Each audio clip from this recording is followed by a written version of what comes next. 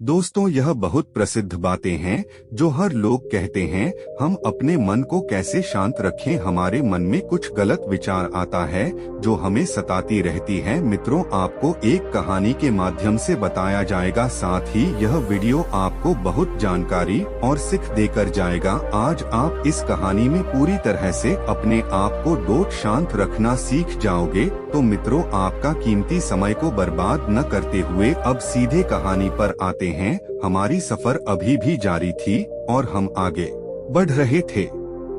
मौसम इतना शानदार था कि वहाँ पर आसपास का पर्यावरण अत्यधिक सुंदर दिखाई दे रहा था, मगर फिर भी मेरा मन न जाने कौन सी चुनौतियों में उस समय उलझा हुआ था कि मैं खुद ही अपने विचारों में घुसा हुआ है और खुद ही में बार बनाते हुए चल रहा था। प्रिय दर्शकों, अगर आप ये कहानी सुन रहे हैं तो पूरा सुनिएगा, क्योंकि आधा अधूरा ज्ञान किसी के लिए सही नहीं होता। इसके अलावा है बुद्ध जो भी वीडियो को लाइक करें और चैनल को सब्सक्राइब करके कमेंट में नमो बुद्धा लिखे। उनके घर में खुशी की कमी ना रहे और उनका घर हमेशा धन से भरा रहे। मुझे समझ में नहीं आ रहा था कि मैं वहाँ के प्राकृतिक वातावरण को देखने के बजाय अपने आप में कैसे हो गया। मेरे चेहरे की सभी भावनाओं को मंतोष ही ने देखते ही तुरंत समझ लिया और मुझसे कहने लगे, आखिर तुम इतना गुम हुए से क्यों हो कि तुम सुबह की वह खूबसूरत दृश्यों को देखकर आनंद तक नहीं ले पा रहे, जिन्हें देखने के लिए न जाने कितने लोग कितना ही पैसा खर्च करके यहाँ तक आते हैं और इन दृश्यों को देखते हैं। तुम यहाँ होने के बावजूद भी यहाँ नहीं हो। तुम्हारा शरीर कहीं और है और तुम्हारा मन किसी और काम में व्यस्त है। ऐसे तो तुम अपनी जिंदगी के इन अनमोल पल को यूं ही करवा दो कि मुझे क्षमा कीजिए, मैं सिर्फ अपने कुछ कामों में उलझ गया था। मेरे दिमाग में लगातार कामों को लेकर चिंता बनी हुई थी और फिर मेरे मन में तरह तरह की विचार आने लगे हैं। मैं शायद उनमें ही खो गया था। आप सही कहते हैं। मेरे सामने कितनी ही सुंदर दृश्य है और मैंने अपनी इन विचारों में ही अपने आप को खो दिया। मैं तुम्हें शुरुआत से ही ध्यान से देख रहा हूँ। तुम्हारा मन बिल्कुल भी चुपचाप नहीं रहता। तुम एक काम को करते हुए ही दूसरे काम के बारे में विचार करने लगते हैं और परेशान रहते हो। आप सही कह रहे हैं। मेरे साथ ऐसी समस्या हमेशा ही रही है। मेरा मन हमेशा विचरण करता रहता है। ऐसा नहीं है कि मन अशांत है, मगर ये किसी एक जगह लगता ही नहीं है। कभी कभी मैं ध्यान लगाने की कोशिश करता हूँ तो मेरा मन न जाने कितनी जगह चक्कर लगाकर आता है। क्या करूँ, कुछ समझ में नहीं आता। गुरुजी, यह सब लोगों के साथ होता है। मनुष्य का मन कभी भी शांत नहीं रहता, इसलिए मैं तुम्हें बुद्ध के सुझाए गए ऐसे उपाय बता रहा हूँ जो तुम्हारे मन को शांत रखेंगे। लेकिन तुम्हें इन 4 आदतों को अपने जीवन में अपनाना होगा। तुम्हें कुछ महत्वपूर्ण बातों का ध्यान रखना होगा, जिसमें सबसे पहली बात यह है कि अगर तुम्हारा मन अशांत होता है तो तुम्हें उसकी वजह खोजनी होगी। मन बेचैन होने के भी कई कारण होते हैं। कभी कभी हम दूसरों के बारे में केवल नकारात्मकता ढूंढने में ही इतने खो जाते हैं कि हमारा मन दिन रात उनके बारे में सोचता रहता है। उनके भीतर कमियां खोजना हमारे लिए सबसे पहला काम बन जाता है और हम सिर्फ और सिर्फ अपनी ऊर्जा का गलत इस्तेमाल करते हुए अपने आप को ही तक आते रहते हैं।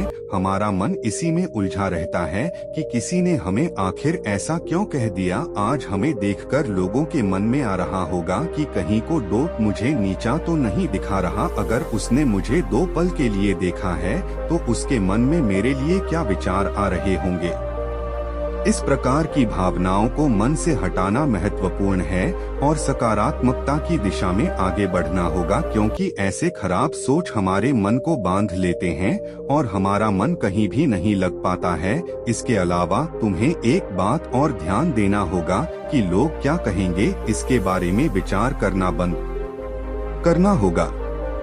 तुम अक्सर अपने काम को करके उलझे रहते हो, रिश्तेदारों के सामने खड़े रहते हो और इसके बाद तुम सोचते हो कि कहीं लोग आपके बारे में कुछ गलत न सोचें। अगर तुम अपने मन की बात उनके सामने रखोगे या फिर कोई अधूरा काम करके अपने साहब के पास जाओगे तो कहीं वह तुम्हारे बारे में कुछ गलत न समझने लगे, कहीं ऐसा न हो कि कोई तुम्हारे किसी बात को गलत मतलब निकाल ले और तुम्हें गलत समझने लगे हैं। अगर तुम इस तरह सोचोगे तो हमेशा तुम खुद को परेशान करते रहोगे।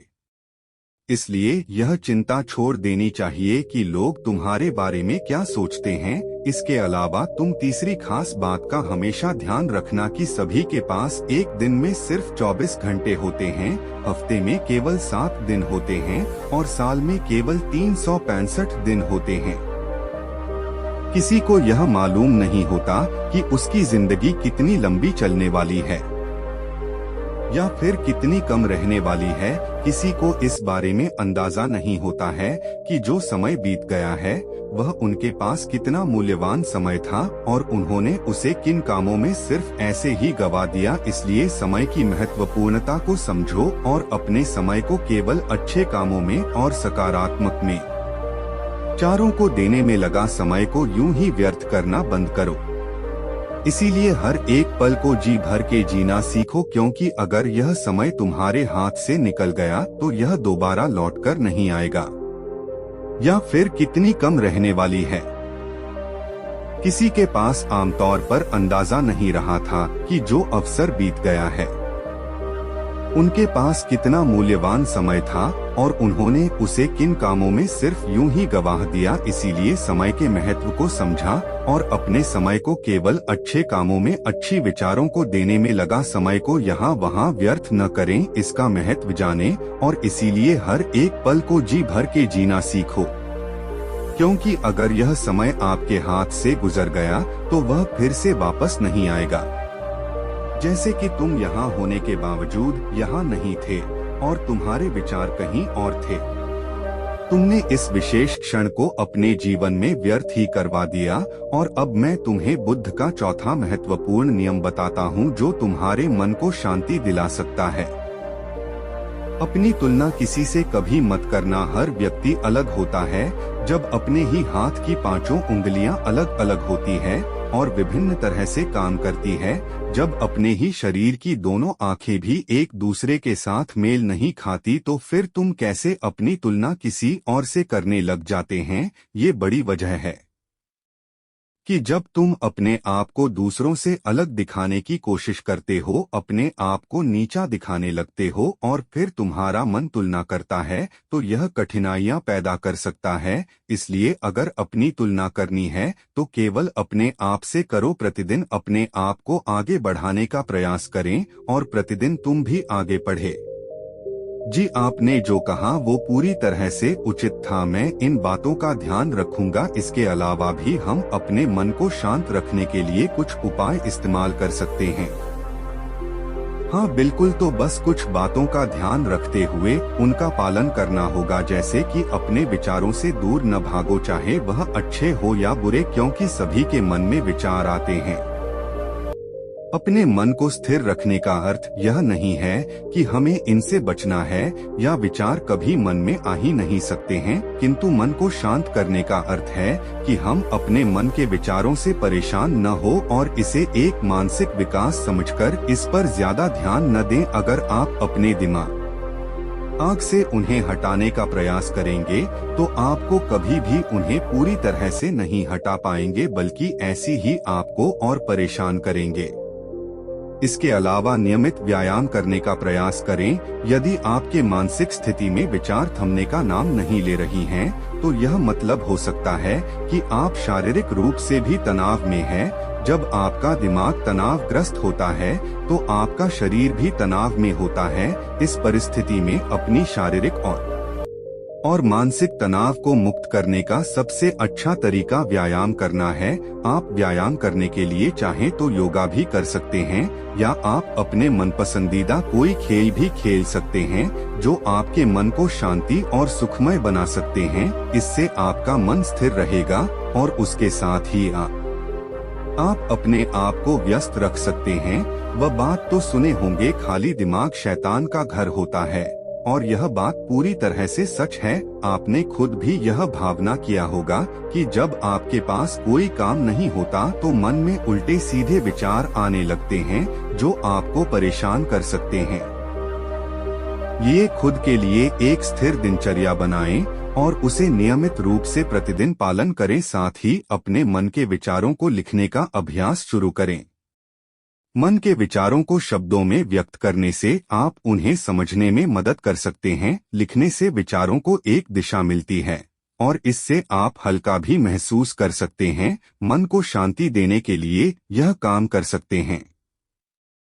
यह आपके विचारों को संरेखित करने में भी मदद कर सकता है। इसलिए आज से ही एक दैनिक डायरी बना लें और उसमें अपने मन में जो कुछ भी आए उस विचारों को लिखते जाएं। इसके अलावा शांति वाले वातावरण में बैठकर गहरी सांस लेकर ध्यान करने का प्रयास करें। ऐसे ही अपनी हर सांस पर आंखें बंद करके ध्यान केंद्रित करने की प्रयास करें। यह एक सरल प्रक्रिया है, लेकिन ध्यान लगाने से सही परिणाम सिर्फ एक ही बार में नहीं मिलेंगे। इसलिए कृपया पहले ही प्रयास करके सफलता हासिल होगी। यह विचार छोड़ दीजिए, बस कुछ दिन ऐसा करके देखिए। आपका मन इधर उधर भागने की बजाय आपके वश में रहेगा और आप इस दुनिया का सही तरह से आनंद ले पाएंगे। इस प्रक्रिया को अपनाने से आपका मन शांत में रहेगा और विचारों से खेलने की बजाय आप जीवन का आनंद उठा सकेंगे।